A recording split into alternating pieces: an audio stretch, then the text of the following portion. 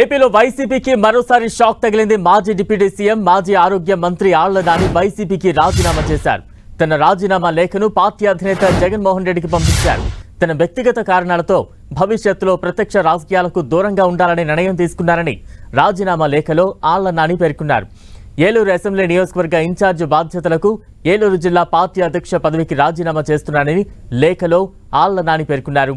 తన రాజీనామాను ఆమోదించాలని కోరారు.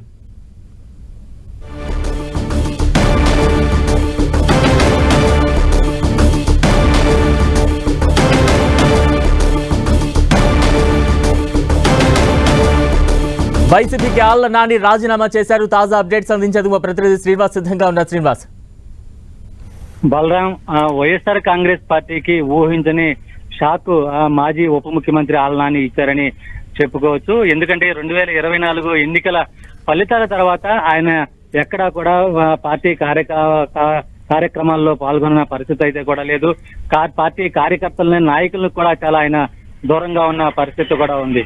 ఈ నేపథ్యంలోనే ఆయన తన వ్యక్తిగత కారణాల వల్ల, అలాగే భవిష్యత్తులో ప్రత్యక్ష రాజకీయాలకు దూరంగా ఉండదలిచాను అంటూ కూడా ఆయన మాజీ ముఖ్యమంత్రి జగన్మోహన్ రెడ్డికి పంపినటువంటి లేఖలో ఆయన పేర్కొన్న సందర్భం అయితే కూడా ఉంది. వైఎస్ఆర్ కాంగ్రెస్ పార్టీ పదవులకు తాను రాజీనామా చేస్తున్నాను. ఏలూరు అసెంబ్లీ నియోజకవర్గ ఇన్ఛార్జి పదవికి, అలాగే ఏలూరు పార్లమెంటు అంటే ఏలూరు జిల్లా వైఎస్ఆర్ కాంగ్రెస్ పార్టీ అధ్యక్ష పదవికి కూడా తను రాజీనామా చేస్తున్నట్లు ఆ లేఖలో పేర్కొనడం జరిగింది.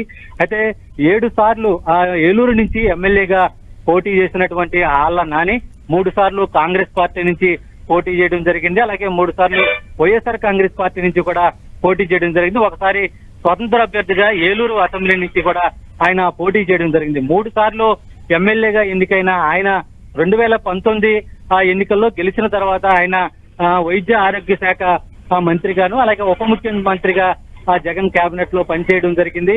అయితే ప్రస్తుతం ప్రత్యక్ష రాజకీయాలకు దూరంగా ఉండగలిగాను భవిష్యత్తులో అంటూ ఆయన ప్రస్తుతానికి పార్టీ పదవులకి మాత్రం రాజీనామా చేసినట్లు ఆ లేఖలో పేర్కొన్నారు. అయితే ఆయన ప్రస్తుతం అటు పార్టీ నేతలకి కానీ, కార్యకర్తలకు కానీ ఎవరికి కూడా అందుబాటులో లేరు. అయితే భవిష్యత్తులో పార్టీ కూడా ఆయన రాజీనామా చేస్తారంటూ కూడా కొంతమంది ఆయన సన్నిహితులైతే కూడా పేర్కొన్న సందర్భం అయితే కూడా ఉంది. ఇదే సందర్భంలో వైఎస్ఆర్ కాంగ్రెస్ పార్టీలో నాని ఫాలోవర్స్ ఎవరైతే ఉన్నారో వాళ్ళంతా కూడా ఇతర పార్టీల వైపు కూడా మొగ్గు చూపుతున్నట్లు కూడా కొంత సమాచారం అయితే అందుతుంది. బలరాం, అంటే రాజీనామాకు కారణాలకు సంబంధించి ఆళ్ల నాని అనుచరుల్లో ఎటువంటి చర్చ నడుస్తూ ఉంది?